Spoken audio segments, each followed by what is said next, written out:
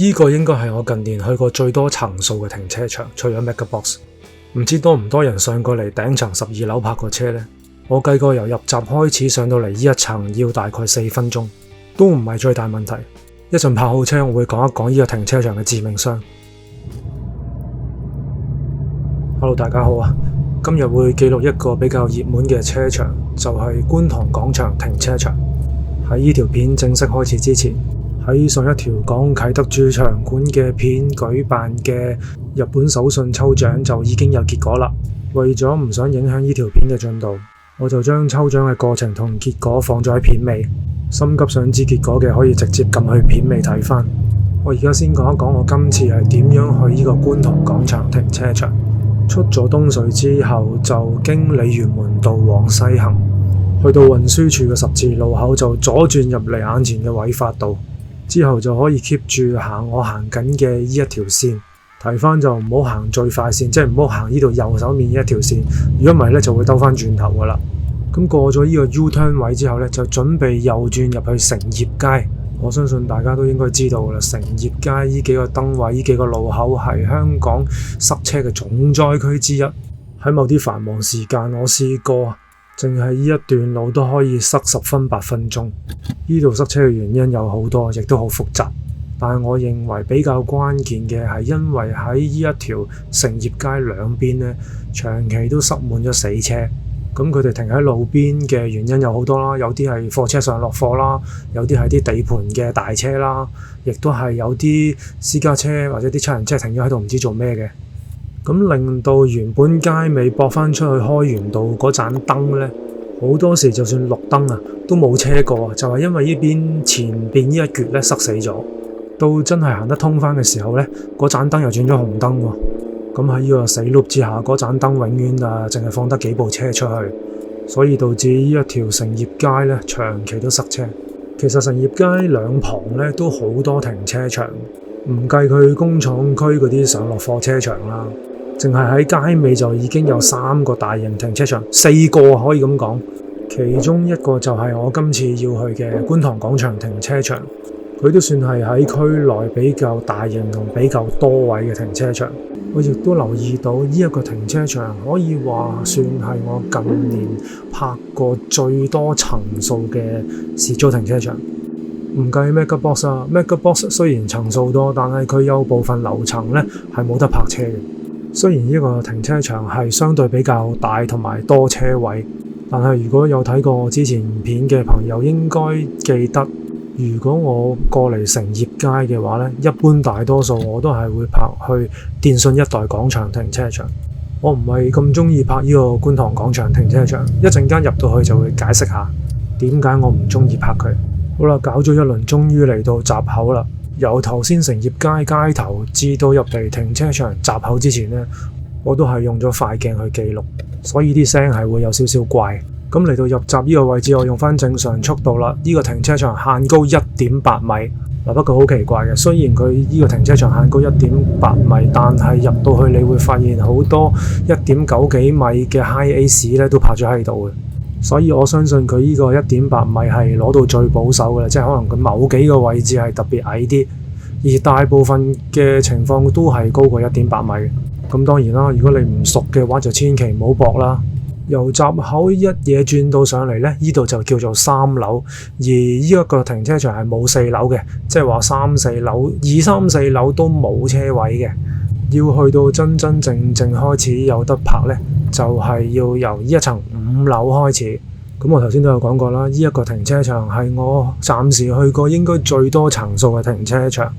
咁佢總共有幾多層呢？佢總共有12層，即係佢話佢前後總共有8層係可以俾你泊到車嘅。不過佢每一層咧就唔大嘅，大概30零個車位度啦。而轉上轉落佢都幾好轉嘅，因為佢冇硬加一啲減速駁落去，但係佢每一層都有呢個眼前嘅天然減速駁。每一層嚟到呢個位咧都要睇清楚，因為佢每一層呢一個天然減速駁咧嘅大細都唔一樣。我唔知係咪佢當年起出嚟每一層都有少少偏差，從而產生咗呢一個天然嘅減速駁。而轉上轉落嘅呢一條斜路呢，其實都唔算太窄嘅，對比起好多新型停車場嚟講，佢直情係闊添啊！所以只要唔係太衝嘅話呢，咁都唔需要話太過擔心會揩到對面車。好啦，我講咗咁耐先至轉到嚟8樓，咁一路上嚟呢，都留意到零零碎碎每一層都有幾個空位可以泊得嘅。但係我今次一如以往啦，直接攻頂上12樓。咁既然佢每一層嘅設計都係一式一樣，我就趁轉上去嘅呢一個時間，就講一講今次呢一條片會抽出嘅手信係乜嘢嘢啦。就係一個我啱啱喺淺草買翻嚟嘅大型交通安全預手。佢好正嘅，佢有個吸盤嘅，可以吸喺玻璃度，而且佢個 size 咧係超大個，差唔多成個手提電話咁長。有興趣抽我呢份手信嘅朋友，可以喺下面留言區留低淺草2隻大字，咁我就會喺整下一條片嘅時候抽出一位有緣嘅師兄或者師姐。咁中咗之後呢，就可以同我夾翻，究竟係想出嚟直接交收啊，定抑或順豐快遞俾你都得。但係有個少少嘅條件，就係限制喺香港交收。即係舉例，如果你係喺美國住嘅話，咁小弟真係冇辦法啦，我真係冇能力去將呢一份手信送俾你或者寄俾你，希望唔好見怪。好啦，講咗咁耐，終於轉到嚟我今次嘅目的地啦，頂層12樓。一路轉上嚟，越高層呢就越少車，咁都好正常啊。上到嚟12樓，直情係冇車添。如果你係想搞下車序嘅話，又唔介意轉到頭暈嘅話呢，真係可以諗一諗呢一個地方。好啦，重複一次，停車場限制高度 1.8 米，但係我眼見到好多 High Ace 同啲七人車都有偷雞入嚟嘅。成個停車場我估計大概300個位樓下啦，而車位嘅闊度好夠闊啊，好容易泊。至於呢個地方方唔方便呢？陣間講。上到嚟泊好車，再望翻落去呢個景，其實都幾靚嘅，不過就要小心啲啦。嗰個圍欄呢都唔算太高。我記得好似早幾個月之前，仲有位女士曾經想喺度跳樓，不過最尾救得翻冇事，最後冇跳到。同埋如果我夾啱時間呢，呢度有個城市日落景呢都非常之正。我咁啱嗰日就遲咗少少，望翻落去呢，就係人來人往嘅開源道啦。咁呢個停車場除咗舊咗啲之外呢，只要你唔介意轉多幾層呢，其實係非常之好泊嘅。不過好可惜，呢一個停車場有個好嚴重嘅致命傷，而家先至開始見到，就係當你泊好車準備搭翻 lift 落去嘅時候，呢個商場總共有3部 lift， 而能夠喺停車場搭得到嘅呢，淨係得2部 lift。當日我喺度等呢2部 lift， 我等咗起碼5分鐘，都仲未見佢上到嚟。最後我真係等唔到啦，我係選擇咗行樓梯落去嘅。不過可惜我唔記得咗影翻條樓梯，條樓梯都乾淨嘅，是正嘅。但係你起碼要行翻9層落去，再接駁翻落去商場嘅扶手電梯。OK， 落去咁唔緊要啊，行下都冇問題啊。好啦，下一個問題就嚟啦，就係當我想搭翻 lift 上去攞車嘅時候，佢嗰2部 lift 呢係超多人搭，再加上佢橫跨嘅層數多，仲好大機會層層停，因為佢1號 lift 咧就唔停車場嘅，淨係得2號 lift 同3號 lift 咧先會停車場。部 lift 又唔係特別大部，係會令到你喺地下等 lift 都等到心力交瘁。而且我係泊咗上12樓，冇乜必要，我都唔係咁想行翻上去。不過就算你唔係泊到咁高，我當你泊到7、8樓啊，斷估你都冇咁神心會咁樣行7、8層上去啊。最後又係要喺樓下等一部唔知幾時先至有得搭嘅 lift， 呢一個就係點解我唔係咁中意泊呢一個停車場嘅主要原因。我泊過對面電信一代廣場停車場，快上快落，雖然係貴少少，但係就慳翻唔少時間。不過呢，其實要喺觀塘廣場搭呢部 lift 上停車場呢，我自己有一個唔係幾好嘅小秘訣，但係我就唔打算喺度公開啦。因為係一定會俾啲道德人士指責。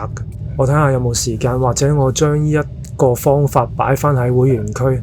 我諗我親愛嘅會員唔會指責我啩。好啦，攞翻部車，然後再慢慢轉翻落去。咁又係啦，由於條斜路都相對較闊啦，所以轉落去都唔係太大難度。唯一要注意嘅就係嗰個車場自帶嘅減速駁啊，每一層都有。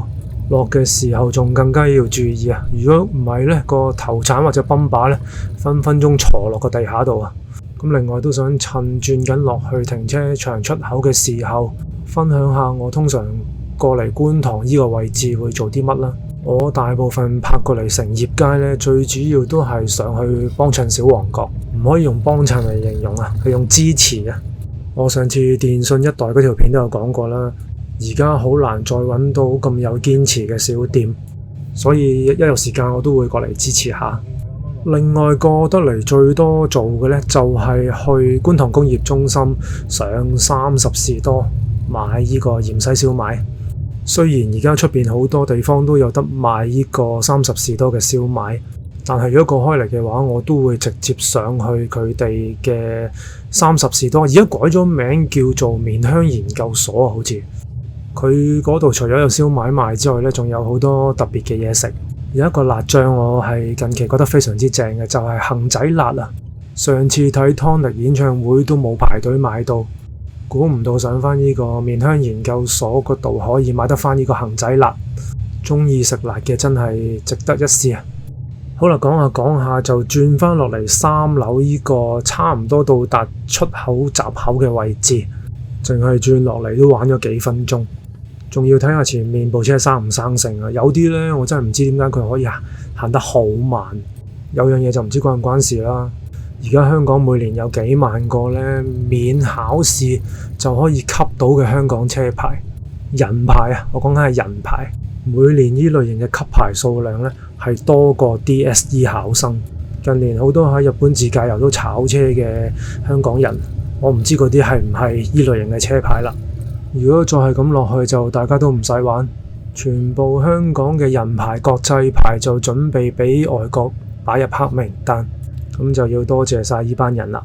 好啦，講咗咁耐廢話，終於轉到落嚟停車場出口，準備離開停車場。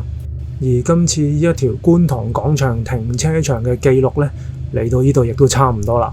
出埋停車場之後呢，就會公佈上一條片嘅抽獎結果。轉頭見。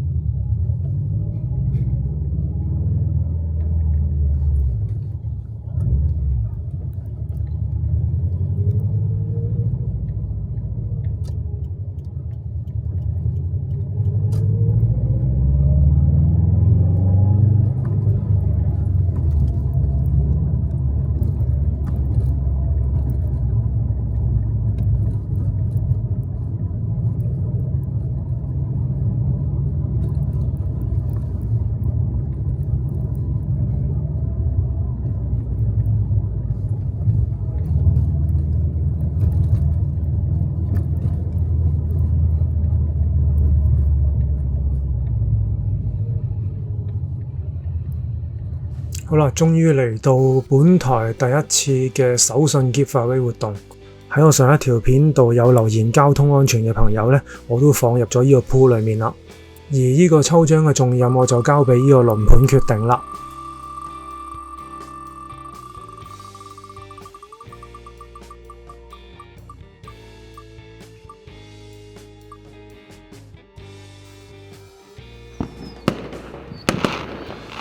好啦，恭喜晒 CLEMENTHK25 呢位師兄，係可以得到我喺日本武藏野八幡宮買返嚟嘅交通安全御守一個。麻煩你將你嘅聯絡方法用 Facebook Message 或者用 IG DM 俾我，咁我就再約你交收時間。另外再提多次，下一條片呢就會抽出我喺淺草買返嚟嘅大型交通安全御守，有興趣嘅朋友記得喺留言區留返淺草2隻大字。好啦，今次呢條片就嚟到呢度，特別鳴謝返以下用實際行動支持小弟嘅各級會員。喺今年年底本台3週年嘅時候，我會喺會員之中抽一位有緣嘅朋友，將會獲得東京復仇嘅限定交通安全御守。如果有睇過東京復仇呢套卡通片嘅，就應該知道呢件嘢係咩料啊！好啦，今次呢條片就嚟到呢度，下條片再見。